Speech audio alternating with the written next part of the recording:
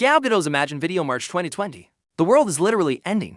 People are panic buying toilet paper, hospitals are overwhelmed, and everyone's trying to figure out if they're gonna have a job next week. And what does Gal Gadot, Wonder Woman herself, decide we need in this moment of crisis? A celebrity sing-along to Imagine by John Lennon from their mansions. In case you blissfully missed this, and honestly, good for you, Gal rounded up a bunch of famous friends including Kristen Wiig, Will Ferrell, Natalie Portman, and like 20 others to sing Imagine No Possessions while literally sitting in their multi-million-dollar homes. The collective lack of self-awareness was so powerful it could have been used as a renewable energy source. Because nothing says we rate all in this together quite like a bunch of people who could probably buy a small country harmonizing off-key while the rest of us wondered if we could afford groceries. Gal later said she had good intentions and her heart was in the right place. Which, sure.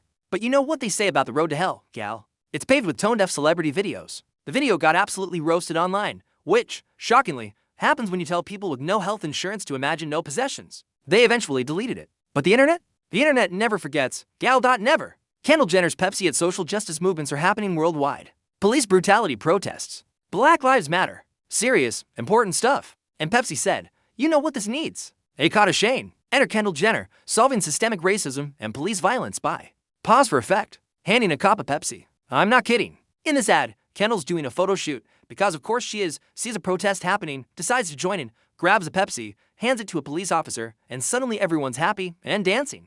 Credits roll. Racism solved. Thanks, Pepsi. The backlash was so immediate and so brutal that Pepsi pulled the ad within 24 hours. A Guinness World Record for fastest a corporation has ever said oops, our bad. Kendall later cried about it on Keeping Up with the Kardashians, saying it was the worst experience of her life. Kendall.girl. Read the room. The worst experience of your life was a bad commercial. Meanwhile, the actual protesters you were cosplaying were getting tear-gassed. But sure, having the internet make fun of you for a week must have been really hard. The craziest part, multiple people at Pepsi saw this concept, filmed it, edited it, and thought, yeah, this is fine. This passed through an entire approval chain. That's not one person making a mistake. That's a whole committee of people collectively forgetting how reality works. Jared Leto's method acting for Suicide Squad. Leto is a special kind of celebrity. And by special, I mean he once sent his co-stars use condoms and dead rats because he was getting into character. For context, he was playing the Joker in Suicide Squad, a role that required him to be on screen for approximately 11 minutes in the final cut. 11 minutes.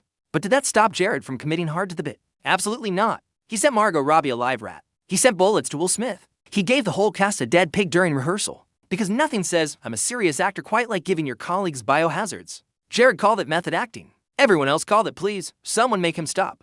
The best part, all that effort, all those traumatized co-workers, all those OSHA violations. And his performance was so forgettable that most people can't even remember he was in the movie. The Joker scenes got mostly cut. The movie was terrible. And Jared sent people literal garbage for nothing.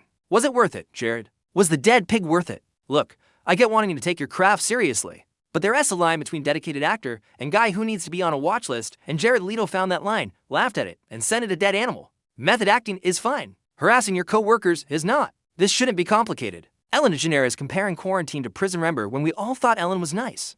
Good times. April 2020. Pandemic still going strong. Ellen decides to broadcast from her pause. 47-acre California mansion. Because she's quarantining, you see. Just like us. Except her version of quarantine looked like a luxury resort, and she decided to compare it to being in jail.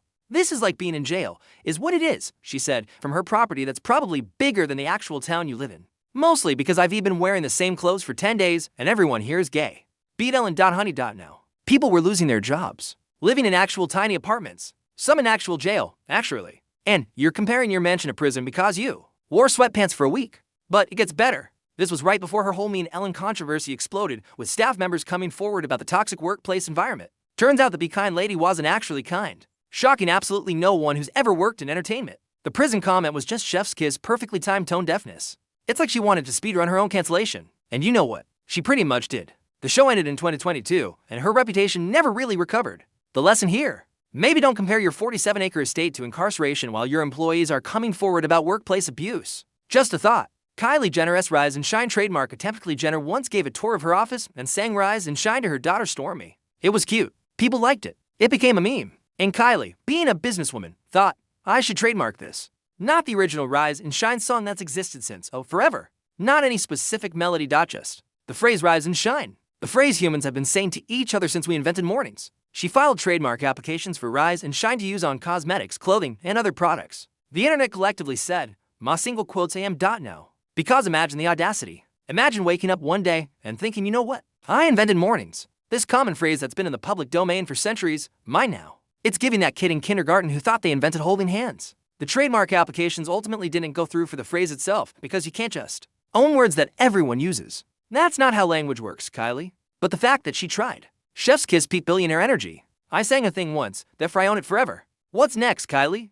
Trademarking good morning, hello. The entire English language. James Corden's restaurant behavior. James Corden. The Late Late Show guy. Carpool karaoke. Seems nice on TV, right? Well, in October 2022, Keith McNally, owner of fancy New York restaurant Balthazar, decided to air some dirty laundry. He posted on Instagram calling James Corden the most abusive customer to his staff and banned him from the restaurant. The details. Oh, the details. Apparently, James found a hair in his food, which, fair, that's gross. But instead of handling it like a normal human, he allegedly screamed at the staff, demanded free drinks, and when his wife's egg yolk omelet was made wrong twice, he reportedly yelled, "You can't do your job." Over an omelet, James. An omelet. McNally shared the receipts, literal manager's reports. It was bad enough that he publicly banned a celebrity, which restaurant owners basically never do because, money. James eventually apologized after the story went viral. McNally lifted the ban. Everyone moved on. But here's the thing.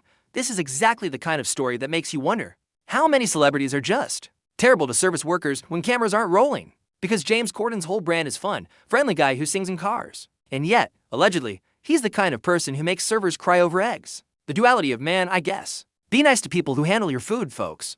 This is basic human decency, but apparently also advanced mathematics for some celebrities. Look, here's the truth. Celebrities are just people. Rich, out of touch, sometimes wildly disconnected from reality people, but people nonetheless. The difference is when we mess up, only our friends and family see it. When they mess up, millions of people watch, screenshot, and turn it into memes. Is it schadenfreude? Absolutely. Is it deserved? Pause, yeah, kinda. Because these are people with resources, teams, and second chances most of us will never have. And they still manage to spectacularly faceplant in public. It's almost impressive, really. If you enjoyed watching me roast people who make more money in a day than we'll see in a lifetime, hit that like button, subscribe for more brutal honesty, and remember, we're all messy. Some of us are just messy with better PR teams. See you next time.